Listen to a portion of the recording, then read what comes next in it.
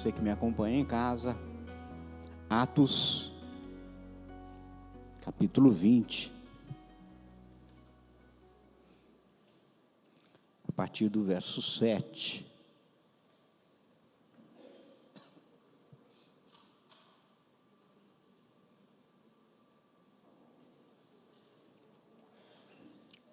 Quem não trouxe Bíblia vai dar para acompanhar aí nos telões. Diz assim a palavra do Senhor: no primeiro dia da semana, estando nós reunidos com o fim de partir o pão, Paulo, que devia seguir viagem no dia imediato, exortava-os e prolongou o discurso até a meia-noite.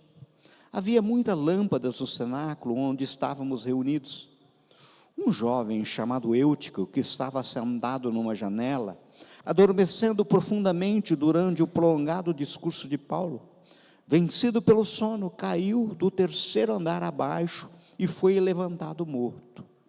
Descendo, porém, Paulo inclinou-se sobre ele e, abraçando-o, disse: não vos perturbeis, que a vida nele está. Subindo de novo, partiu o pão e comeu, e ainda lhe falou largamente até o romper da alva, e assim partiu. Então, conduziram vivo o rapaz, e sentiram-se grandemente confortados. Vamos orar? Senhor, fala ao nosso coração, Pai. Que as palavras que saiam dos meus lábios não sejam de persuasão humana, mas palavras vindas do Teu trono, Senhor, meu Pai. E transforme as nossas vidas, Senhor. Nós proclamamos liberdade plena, genuína do Teu Santo Espírito entre nós. Fala conosco nessa noite, Pai. Nós oramos no nome que é sobre todo o nome, no nome de Jesus. Amém? No caso, o texto nos mostra Paulo e seus amigos em mais uma viagem missionária. Eles se encontravam na cidade de Troade. A viagem é narrada por Lucas, autor do livro dos Atos dos Apóstolos. É um médico que faz parte da comitiva de Paulo. Lucas é testemunha ocular de tudo que está acontecendo. Lucas talvez seja um dos autores mais proeminentes, é o maior autor do Novo Testamento em quantidade de texto. No caso, o texto nos mostra que era o primeiro dia da semana, ou seja, nós estamos falando de um domingão. E Paulo partiria logo no dia seguinte, então ele tinha que aproveitar ao máximo aquele culto para ministrar e compartilhar tudo o que Deus estava fazendo naqueles dias. Vejam que o culto tinha hora para começar, mas não tinha hora para terminar. É isso que a gente vê.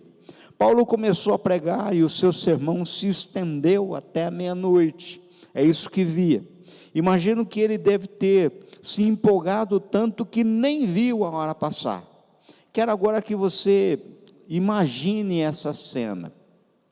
Sempre quando a gente vai olhar um texto bíblico, a melhor coisa é a gente tentar imaginar a cena. Um salão no terceiro andar, cheio de gente. O texto diz que havia muitas lâmpadas no salão do culto. Na verdade, as lâmpadas eram alimentadas a óleo, espécie de lamparinas. Uma grande janela para que ventilasse, inclusive para que dispersasse o calor do fogo e das pessoas que ali estavam. Nessa altura do culto, o povo com certeza já tinha orado muito, já tinha cantado muito, o ambiente era de adoração, e estava ali um momento de apresentar tudo, e tudo que Paulo tinha ouvido e falado, estava ali pronto para ensinar ao povo. E é aí que aparece o personagem que é um jovem de nome Eutico. Nome que vem do grego, que significa próspero, significa feliz. Um jovem que decide sentar num lugar assim, adequado. Ele senta no alpendre da janela, no parapeito da janela, no terceiro andar. É lá que ele resolveu sentar para assistir o culto. Enfim, a cena estava formada. Daí no texto nós temos uma sequência que narra a queda do jovem lá do terceiro andar, sua morte e narra a sua ressurreição. Bem, muitos pregadores, estudiosos, diante desse texto, na busca de sua exposição, começam a partir de um trabalho de contextualização e talvez de investigação, tentando fazer um paralelo de possíveis razões que levaram o jovem não só a estar no lugar perigoso, num lugar talvez inapropriado, parapeito da janela, como as razões de uma queda. Me recordo de um sermão belo do Hernandes Dias Lopes, intitulado O Jovem na Janela, e de muitos outros. No caso, na busca de contextualização, vemos narrativas do tipo assim: pode ser que o Eutico, assim como muitos de nós, quando estávamos no templo, se sentia seguro, e ali era um lugar como seguro para dormir, porque ninguém dorme em lugar que não se sente seguro, sabe? Talvez seja por isso que de vez em quando a gente olha assim, e tem pessoas que estão dormindo, né? Está seguro, tadinho, olha, está tão seguro que está dormindo, sabe? Eu não sei se ele ouvia a palavra como se fosse para os outros, ou apenas mais um sermão de domingo. Por quê? Porque geralmente o sermão é para os outros, né? Pode ser que seja desse jeito também, né? Ah, se fulano tivesse aqui. Ah, se, né? No início, Eutico provavelmente começou a prestar atenção nas palavras de Paulo, mas como muitos jovens, a paciência acabou e com certeza já estava viajando, e tudo que passava do lado de fora da janela começou a chamar a atenção. Pensa, Troade era, na realidade, uma cidade portuária. Então, no terceiro andar, na janela, eu fico imaginando que está do lado de dentro acontecendo o culto, do lado de fora, as coisas acontecendo. Então, ele estava olhando o quê? A fila do McDonald's. Olha quem está entrando. Olha aquela gatinha. Hã? Olha aquela menina. E ele está olhando o movimento. Olha o pessoal que está entrando no Vixe de Tronad, né? Devia ter lá, sei lá. E isso daí vai distraindo. E isso vai chamando a atenção. Sabe? E muitas vezes ele fica pensando, onde é que eu vou comer depois? Porque vai dizer que quem está no culto de domingo não fica pensando onde é que vai comer depois. Né? Se é que já não fez o pedido. Né? Vai chegar em casa. Pode ser que ele olhava para uma das meninas que conversavam sentada na calçada. A gente fica tentando. Existem muitas possibilidades, ou seja, vemos uma abordagem que nos sugere imaginar Eutico observando as atrações do mundo. Eutico olha para fora, sente um impulso da tentação penetrando a sua imaginação. Essa é uma abordagem, pois, puxa, todo mundo curtindo lá fora e eu aqui dentro.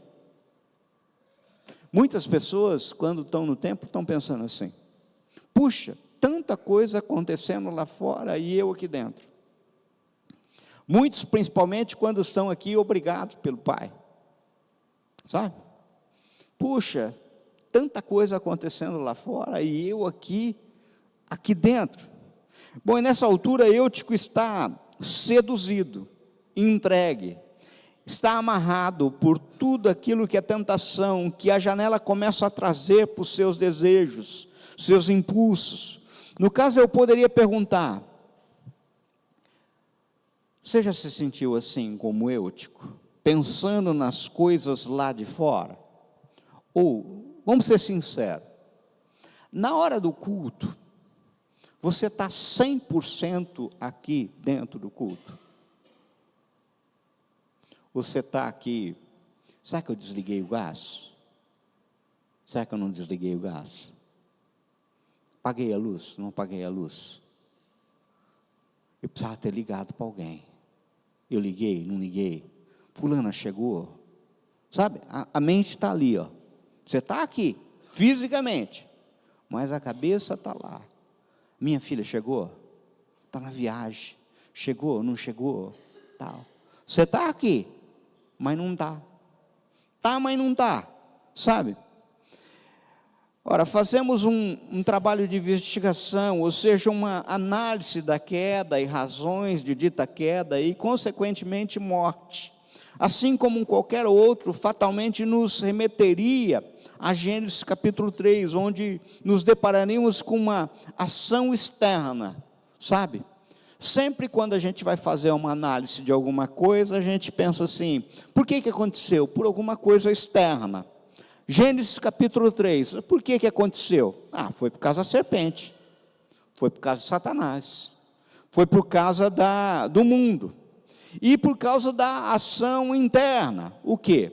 É o nosso eu, é a nossa carne brigando com o Espírito, sabe? É por causa de quem eu sou. Mas por que eu estou falando tudo isso? É porque nós caímos e temos uma tendência maior a buscarmos explicações externas para a nossa queda e para a nossa morte. Ou seja, nos parece que a janela foi construída justamente por Satanás. Ela nos atrai de forma incontrolável, ela é encantadora, ela nos hipnotiza, ela nos tenta de maneira irresistível. Pensando nisso, para tentar me fazer claro, eu pensei nas janelas que existem hoje. Daí eu me lembrei de algo. Imagina o seu computador. Não sei se é só comigo que acontece isso. Se você entra em qualquer sistema de busca, seja Google, seja Yahoo, e você começa a fazer a busca qualquer coisa, mesmo que você termine a tua busca, pare, feche. Depois que você vá fazer qualquer outra coisa, você vai ver que outras janelas começam a ser abertas, você entendeu? Ali vai surgindo, justamente naquilo que você antes estava buscando. E tem algumas coisas que muitas vezes você nem buscou, mas você só falou. Mas o pessoal está ouvindo? Não sei. Você comentou, mas não é estranho que de repente começa a surgir isso daí na tua tela? Ou é só comigo que acontece isso? Que de repente começa a surgir no teu celular, começa a surgir no teu computador, no teu notebook, tudo aquilo que antes, você entendeu? Aparece do nada começa aquilo a perceber. Ou seja, estão tentando mostrar para você que ações externas para tentar atrair a sua atenção o tempo todo, e ser, mesmo que você não queira procurar mais, mesmo que você queira, inclusive, bloquear, você não consegue. Ela está o tempo todo. É assim, o inimigo da nossa alma nos conhece, e inclusive ele conhece a Bíblia. Pois bem, você está com o seu computador aberto, inclusive na busca do Senhor, mas acontece que vão começar a se abrir janelas, umas pequenas, outras maiores, que com base em sua busca anteriores, a vida que tem e a vida que teve, vão começar a apresentar ofertas e imagens que são interessantes para aguçar o seu interesse e desviar a sua atenção. Isso acontece comigo, isso acontece com você, isso acontece com todos. Se você está só atrás de autoajuda e bem-estar, porque já não aguenta mais as frições da vida, vai aparecer uma proposta que visa esvaziar a sua mente, retirando todas as preocupações. Vai aparecer propostas para vocês, que prega para você o que? Ratuna Matata. Você entendeu? os seus problemas você deve esquecer, né? É isso que vai aparecer. Ou eu estou inventando? É isso que vai acontecer, sabe? E muitas vezes, quando você está se sentindo vitimizado, vai aparecer alguma coisa assim, ó. Olha a coisa boa que existe dentro de você, desperte as coisas boas de você. Gente, eu já cheguei a falar aqui, gente, sabe? Aquelas perguntas assim, que são perguntas que eu não me conformo, sabe? Por que, sendo Deus bom, permite que coisas ruins aconteçam com gente boa? Eu falei assim, mas espera um pouquinho. Coisa ruim acontece com gente ruim, porque não tem gente boa. Da onde a gente tirou essa história? A única coisa ruim que aconteceu com coisa boa, a única coisa ruim que aconteceu com gente boa, foi com Cristo na cruz. Fora disso, é coisa ruim acontecendo com gente ruim. Você entendeu? Agora a gente fica achando que não, nós somos bonzinhos mesmo. Não somos, gente. Nós não somos. Para com isso de achar que nós somos bons. Nós não somos bons. Para com isso. Você entendeu? Sabe? Acredite, o diabo, ele é bom nisso. Ele veio para matar, roubar e destruir. E além do que, nós não podemos nunca esquecer que Satanás sempre se utiliza do quê? Do engodo, da farsa, da mentira. Ele foi homicida desde o começo. Amado, amada, eu quero que você entenda uma coisa. Guarde bem isso que eu vou lhe dizer. Existe muito ensinamento falso por aí. Inclusive que se mistura ao nome de Jesus e se faz parecer com Deus verdadeiro. Aliás, como Paulo denunciou lá em 2 Coríntios capítulo 11. Pois isto não é de admirar, pois o próprio Satanás se disfarça por anjo de luz. Sabe? Queridos, entenda que o problema não reside em você fazer essa busca, essa pesquisa de razões externas que te levaram para a janela e do porquê você caiu da janela. O problema é que temos uma tendência de tão somente buscar razões externas e nos concentramos em determinados culpados, e daí a gente fica olhando lupa. Olha a lupa. Lupa é coisa que a gente usa para olhar para fora, e na realidade a gente muitas vezes esquece de olhar espelho, olhar para dentro da gente, sabe? Na realidade, a grande maioria das vezes esquecemos que ao invés de lupa, devemos utilizar de um espelho, isso para olhar para dentro de nós. Em algum tempo atrás, a Casa do Saber lançou um vídeo, onde Luiz Hans tenta responder uma pergunta direta. Ele diz assim, se é possível acabar com a corrupção no Brasil. No caso, ele aponta que deveríamos analisar a corrupção como uma cebola e suas camadas. E o problema não é que estamos atacando pura e simplesmente uma só camada da cebola, é a chamada corrupção sistêmica. Existem muitas pessoas de mau caráter e o sistema favorece, até exige que exista a corrupção. Caixa 2 na política, por exemplo.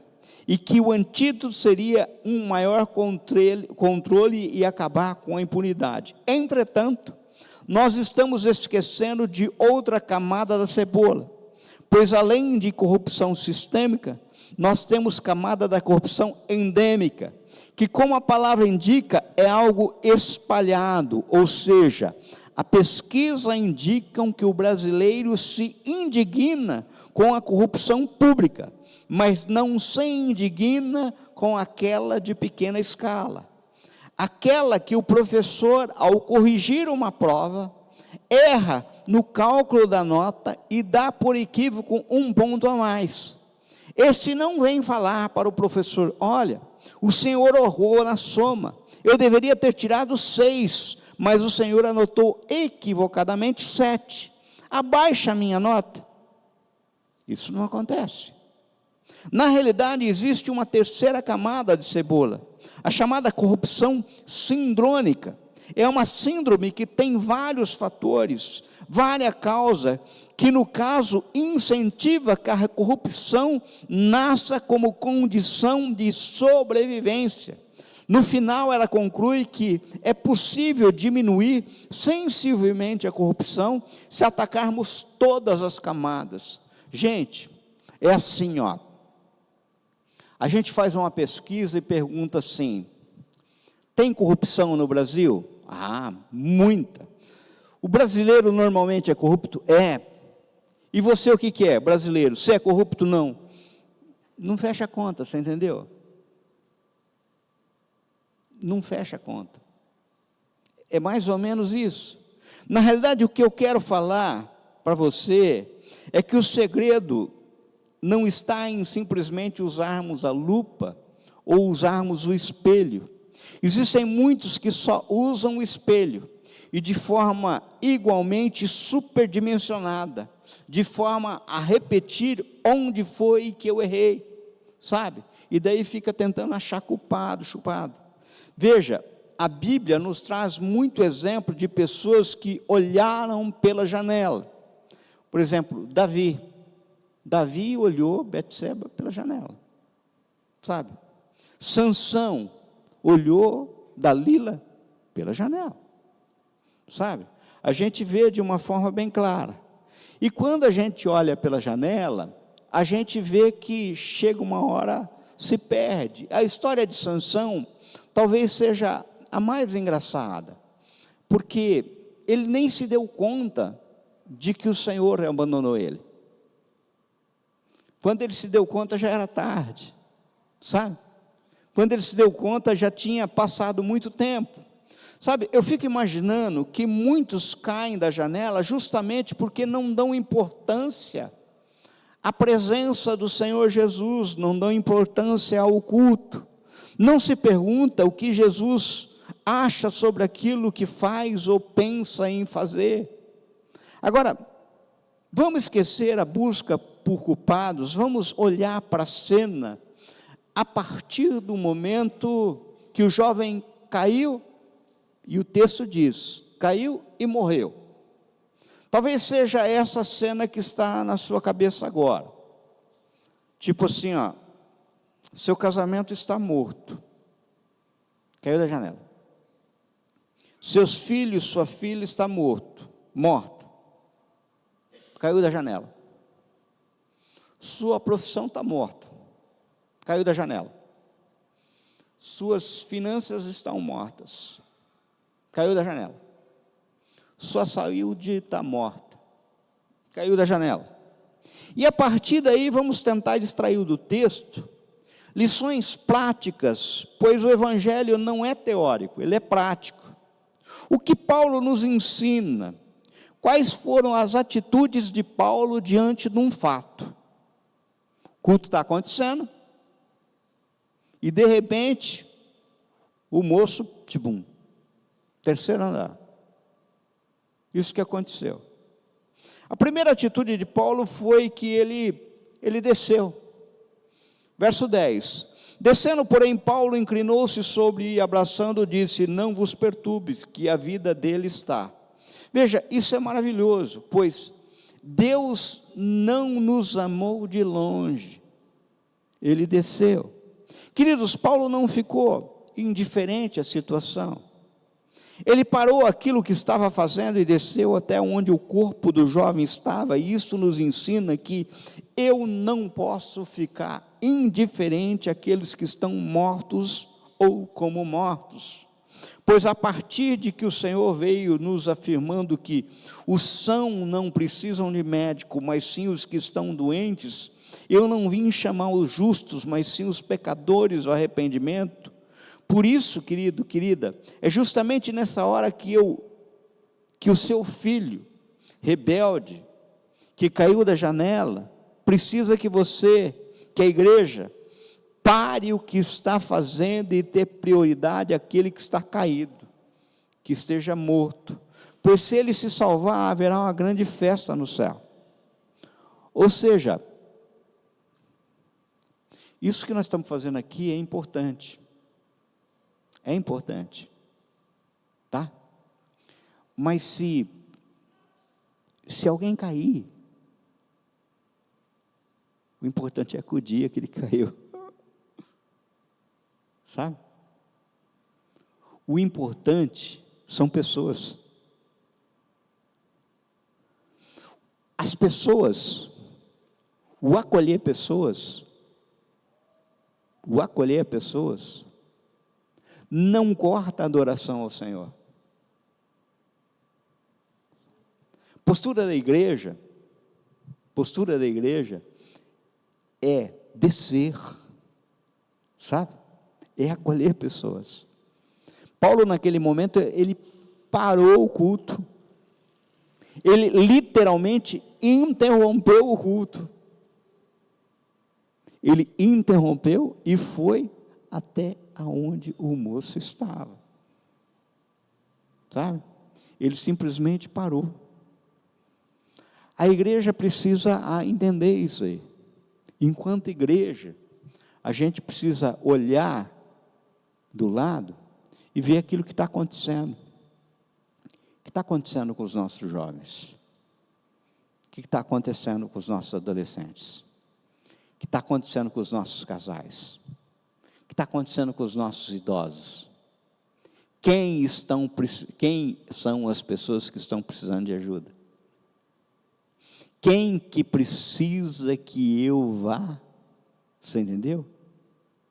E desça até eles, sabe?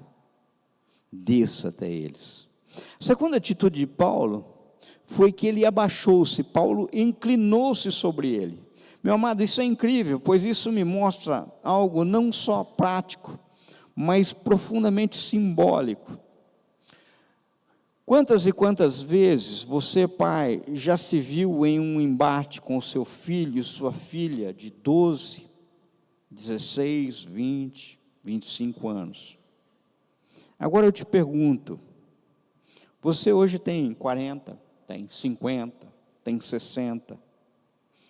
Com certeza, você já teve 12, já teve 16, já teve 20.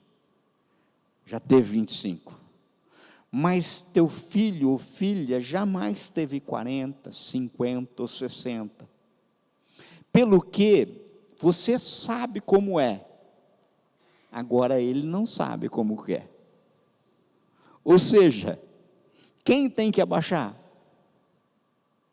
Isso é lógica, isso é claro.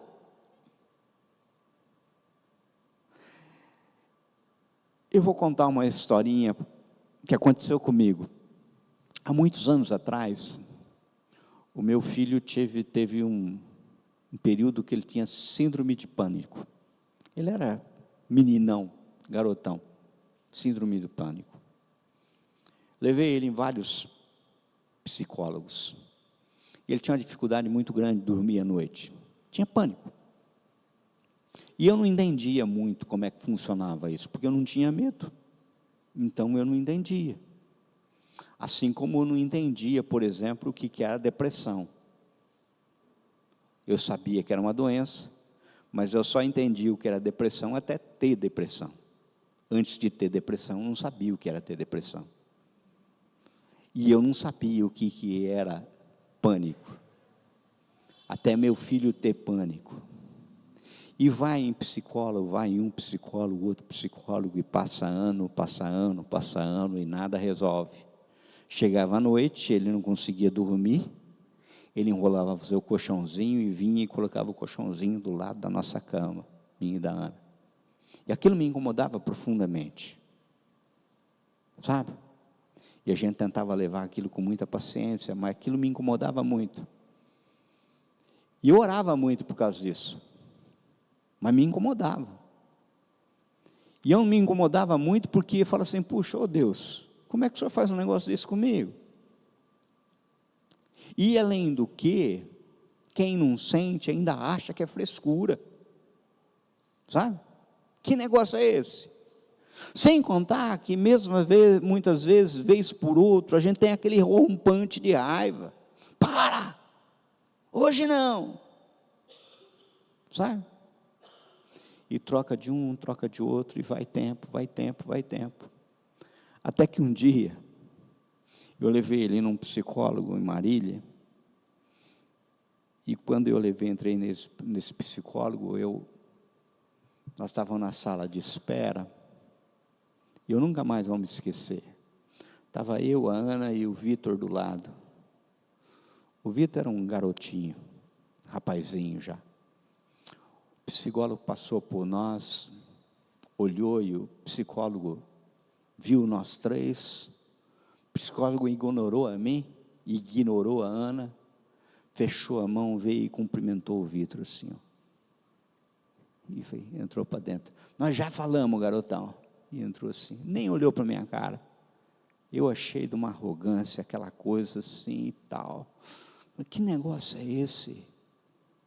Daí chamou o Vitor, não chamou eu, não chamou a Ana, conversou só com o Vitor, sabe?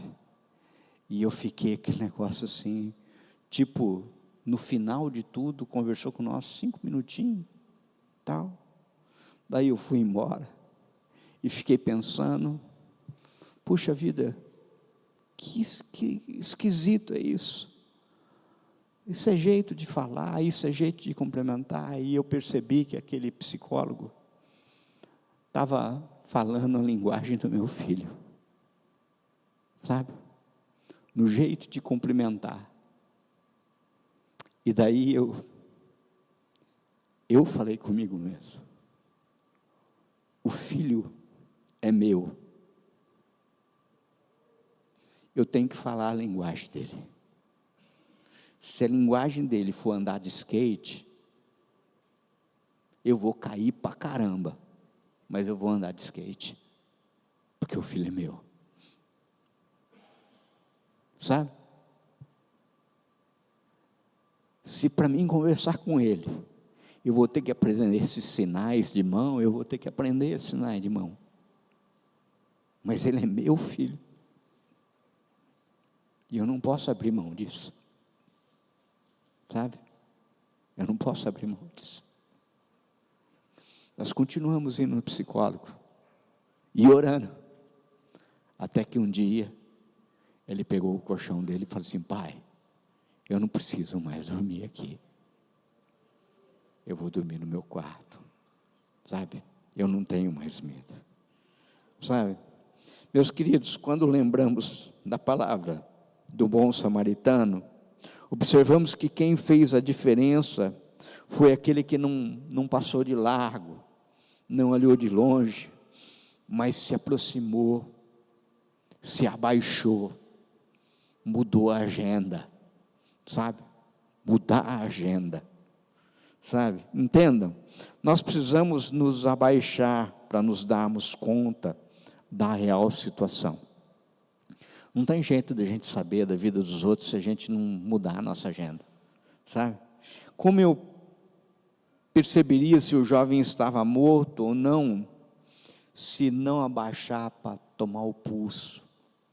Como eu saberia se não encostasse, sabe, os meus ouvidos no peito dele para ouvir se tinha batimento cardíaco? Como eu ia saber disso, sabe? Muitas vezes a gente precisa se abaixar para ver o que está acontecendo.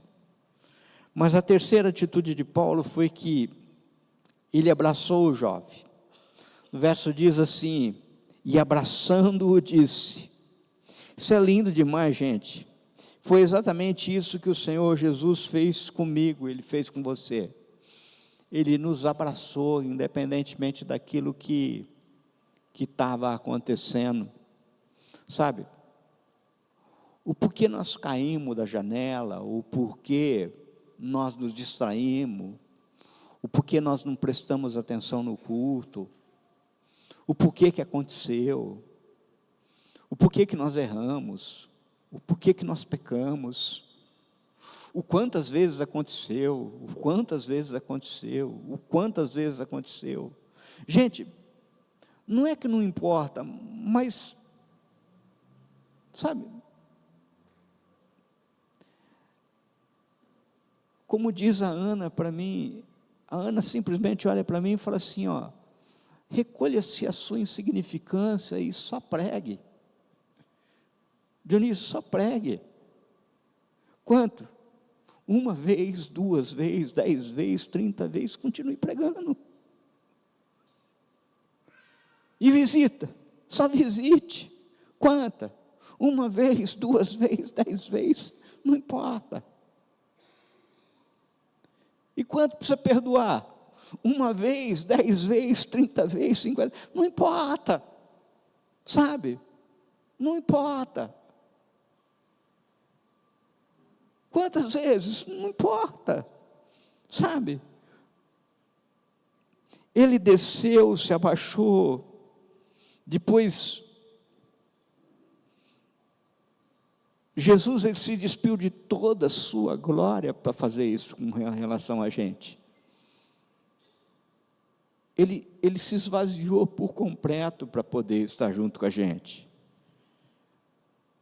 Filipenses 2, 5 e 11, diz assim, seja a atitude de vocês a mesma de Cristo Jesus, que embora sendo Deus, não considerou que ser igual a Deus era algo que devia pegar-se, mas esvaziou-se a si mesmo, vindo a ser servo, tornando-se semelhante aos homens, e sendo encontrado em forma humana, humilhou-se a si mesmo, e foi obediente até a morte, e morte de cruz.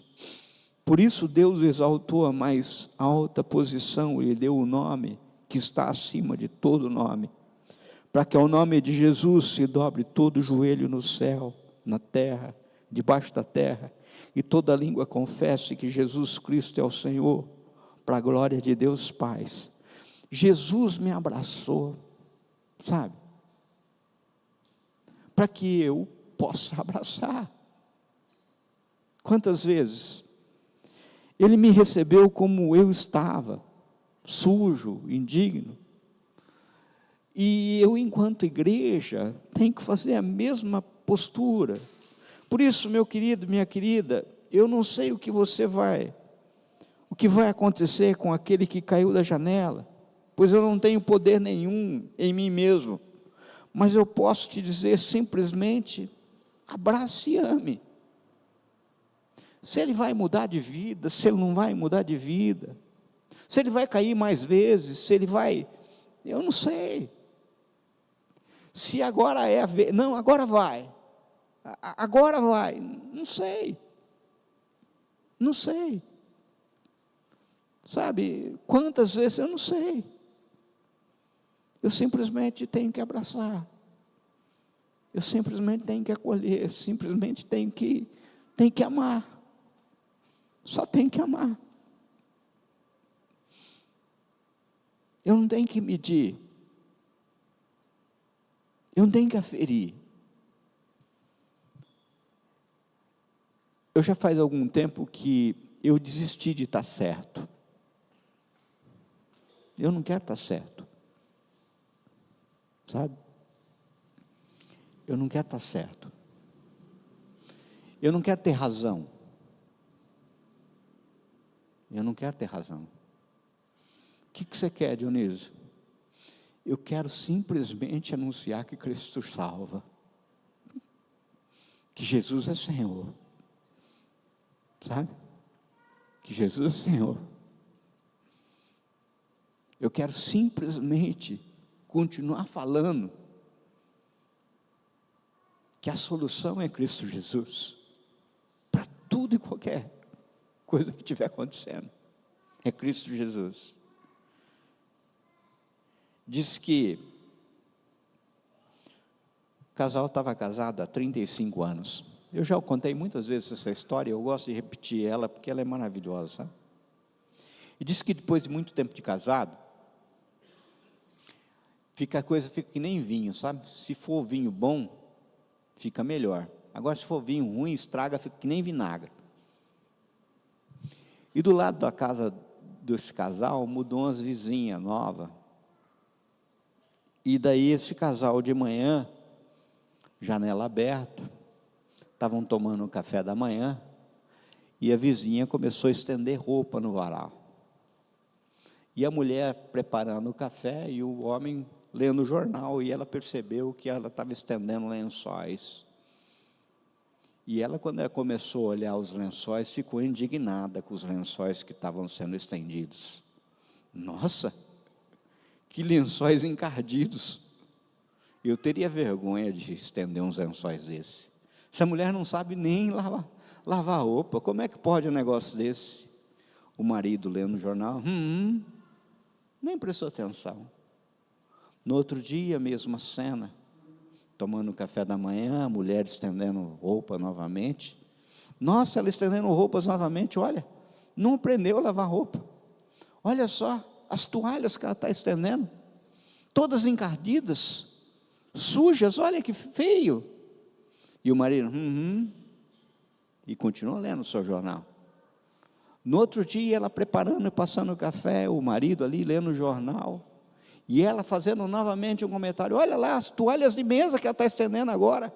Eu que não comeria numa toalha de mesa dessa, toda encardida, que horrível, não aprendeu a lavar roupa, que coisa feia.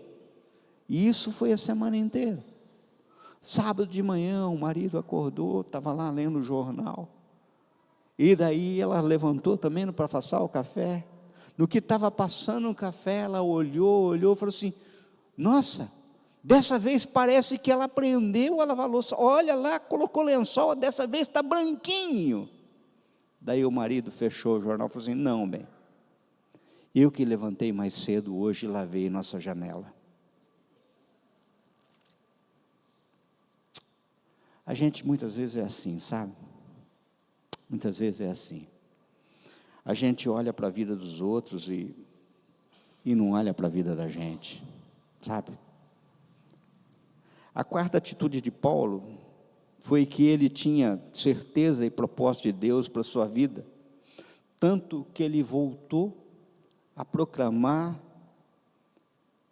aquela que ressuscitou Jesus, sabe? No caso, isso é lindo demais, gente, pois a palavra nos revela que Paulo, após ver o moço ressuscitado, acalmou os presentes. Não vos perturbeis, diz ele.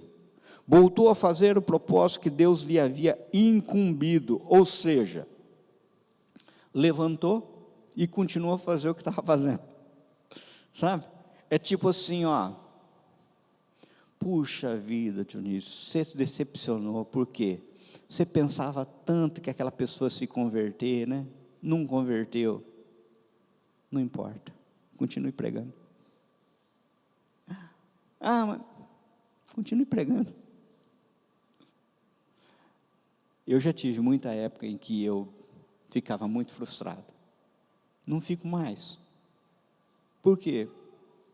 Não sou eu que convenço. Colheita não é minha. Não é para mim, é para o Senhor, sabe? Paulo nos faz um alerta no sentido de que aquele que pensa que está de pé, é melhor ter cuidado para não cair, sabe? Gente, a gente tem que entender que em nenhum lugar na Bíblia tem escrito assim que aquele que caiu não vai se levantar. Sempre haverá esperança. Sempre haverá esperança. Então a gente vai continuar pregando. E eu quero concluir. Vejam que o texto nos aponta que o rapaz que antes estava morto foi conduzido, ou seja, me parece que a comunidade, após dar atenção e importar-se em descer, abaixar, abraçar, sentir, conduziu, ensinou, levou ele pela mão, sabe? Por isso, meu querido, minha querida, nós vamos tentar, nessa noite, não achar culpado, sabe? Os culpados são as janelas da vida. Não, vai estar sempre abrindo janela, gente, não adianta, é esse exercício aí. Se você procurar, fizer uma busca, você entendeu? Pode colocar no Google aí, fizer qualquer busca, depois você vai fechar, vai continuar vindo, não adianta, vai, sabe? Ah, mas não adianta, vai ter, sabe? Vocês vão nós teremos tentações, tá? No mundo teremos aflições, mas o que a gente tem que aprender? Pura e simplesmente, esquece a lupa, esquece o espelho, vamos olhar para o Senhor Jesus, enquanto igreja, sabe? E aprender com a postura de Paulo. Vamos olhar se o jovem caiu, não porque que ele caiu, só correr lá, baixar, abraçar, né, Josi? Levantar ele, dar um abraço, né? E continuar em frente, continua pregando, continua abraçando, sabe? Continua abraçando. Em nome de Jesus ele não vai cair mais. Em nome de Jesus ele vai tomar jeito. Sabe aquele filho que não para em emprego nenhum? Em nome de Jesus ele vai arrumar um emprego e vai firmar. Em nome de Jesus. Em nome de Jesus. Sabe aquele um que parece que não tem juízo? Em nome de Jesus nós vamos orar e o Senhor vai mudar a vida dele. O Senhor pode mudar a vida dele. O Senhor pode mudar. Sabe aquele um que parece descabeçada, não tem juízo, anda com má companhia? O Senhor vai dar um jeito nele. O Senhor vai puxar a orelha dele, sabe? Mas pai e mãe, não fica com dozinha do marmanjo não, sabe? Deixa o Senhor dar uns apertos nele, você entendeu? Deixa o Senhor dar uns apertos, não fica com dozinha não. Muitas vezes a gente, como pai e mãe, pede: Senhor, toca no meu filho, toca na minha filha, sabe? E depois fica cheio de mimimi aí. Ah, porque a menina está sofrendo, o menino está sofrendo. Mal sabe que é Deus apertando, que é Deus fazendo sofrer, que é Deus tratando, que é Deus cuidando, sabe? Muitas vezes eu costumo dizer que tem pessoas que para endireitar tem que sentar na sarjeta. Parece que é duro isso, né, gente? Mas não é não. É lição de vida. É lição de vida. Sabe? Amar é muitas vezes olhar e dizer não. Não. Ah, não. Chega. Não. Não vai ter. Sabe? Pai e mãe, não queira ser amiguinho do teu filho. Filho precisa de pai e de mãe, não é de amiguinho, não é de amigo, precisa de pai e de mãe, tá? Vamos ficar de pé, vamos orar? Senhor meu Deus, recebe no teu trono, Pai, a nossa adoração. Recebe, Senhor meu Pai, neste momento a nossa oração.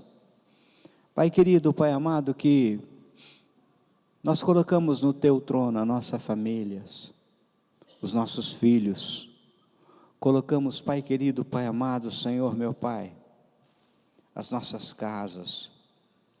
Pai, O inferno tem aberto, Senhor meu Pai, janelas, e nós temos permitido elas.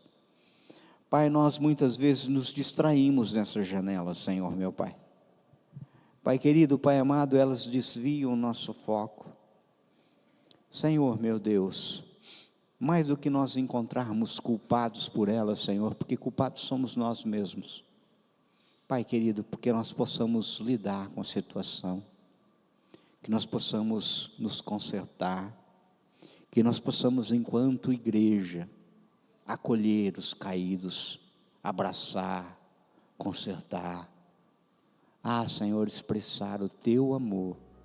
Nós oramos, Pai, em nome de Jesus. Amém.